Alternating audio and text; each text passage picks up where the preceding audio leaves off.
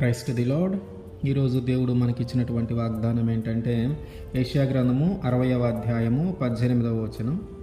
నీ సరిహద్దులలో పాడు అను మాట కానీ నాశనము అను మాట కానీ వినబడదు. ఆమేన్. మన సరిహద్దులలో ఉన్న ఏది కూడా పాడైపోకుండా నశించిపోకుండా దేవుడు చేయబోతూ ఉన్నాడు.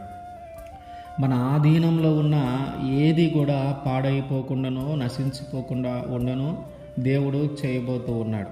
మనం ఏదైతే కలిగి ఉన్నామో, మనం కలిగి ఉన్న సమస్తము విషయంలో ఏది పాడు కాకుండా ఏది నశించిపోకుండా దేవుడు చేయబోతూ ఉన్నాడు. మన సరిహద్దులకు ఆయన కంచె వేయబోతూ ఉన్నాడు.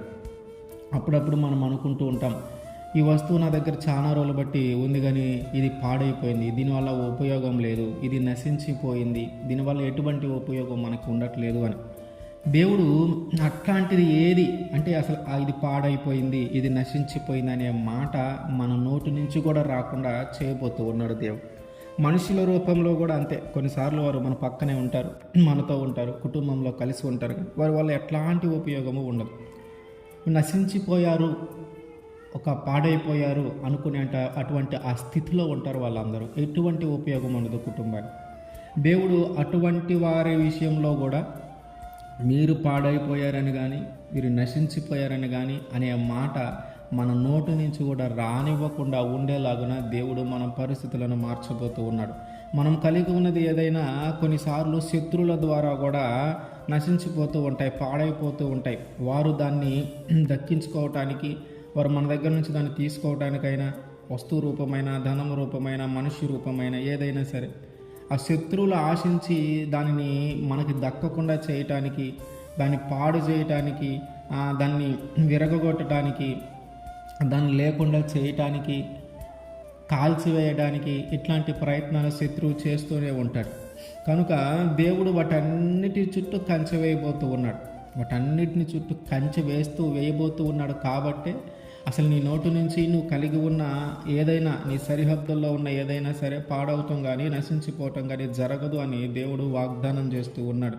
మనం గమనిస్తే అబ్రహాము గారు, లోతు కొంచెం వేరువేరుగా, ఆ స్థలం సరిపోక కొంచెం వేరువేరుగా జీవించాలనుకున్నప్పుడు లోతేమో సొదొమ గొమొర్రా ప్రాంతానికి వెళ్ళాడు.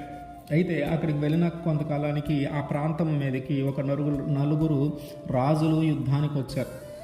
ఆ పట్టణాన్ని అంతా పట్టుకున్నారు, కాల్ చేశారు, అక్కడున్న సొమ్ము ఆస్తి అంతా తీసుకొని వెళ్ళిపోయారు. అందులో లోతు కూడా ఉన్నాడు కాబట్టి లోతు దగ్గర ఉన్న ఆస్తిని కూడా ఆ రాజులు తీసుకొని వెళ్ళిపోయారు. కానీ అబ్రహాము దగ్గర ఉన్న ఆస్తి కదిలించబడల. ఆయన సరిహద్దులో ఏదైతే ఉందో ఏది నాశనము చేయబడల. ఆయన కలిగి ఉన్న ప్రతిదీ అభివృద్ధి చెందిందే కానీ ఎక్కడ పోగొట్టుకోలే. కానీ లోతు విషయంలో అట్లా జరగల. లోతు విషయంలో తన సరిహద్దులలో ఉన్నది ప్రతిదీ కూడా కోల్పోయిన పరిస్థితి ఒకరోజు ఏర్పడింది.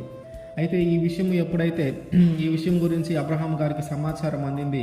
వెంటనే అబ్రహాం గారు కూడా వచ్చి ఆ రాజులందరినీ ఎదిరించి 318 మందిని తీసుకొని వచ్చి ఆ రాజులందరినీ ఎదిరించి అక్కడ ఉన్నటువంటి సొదొమ గొమొర్రా రాజులు కూడా పారిపోయి దాక్కున్నటువంటి పరిస్థితుల్లో అబ్రహాము గారు వచ్చి వాళ్ళని ఎదిరించి ఆ రాజులందరినీ జయించి వారు పట్టుకొని పోయినటువంటి ఆస్తినంతా తిరిగి తీసుకొని వచ్చి వారికి అప్పచెప్పాడు. తన సహోదరుని కుమారుడైనటువంటి లోతు యొక్క ఆస్తిని, అతని యొక్క స్త్రీలను కూడా తీసుకొచ్చి తిరిగి లోతుకి అప్పచెప్పాడు. అంటే దేవుని యొక్క కంచె అబ్రహాము గారి సరిహద్దుల్లో ఉంది కానీ దేవుని యొక్క కంచె లోతు యొక్క సరిహద్దుల్లో లేదు. అందుకనే తను కోల్పోయాడు.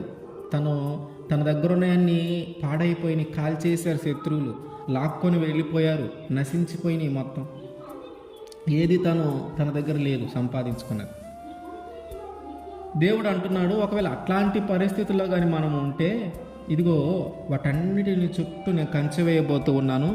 నీ సరిహద్దుల్లో ఉన్నప్పుడు ఇక ఎప్పుడు కూడా ఒక పాడైపోయిందని కానీ నశించిపోయిందని కానీ మాట కూడా నీ నోటి నుంచి రానివ్వకుండా వాటన్నిటికీ నేను కంచె వేయబోతూ ఉన్నానని దేవుడు మనకి వాగ్దానం చేస్తూ ఉన్నాడు.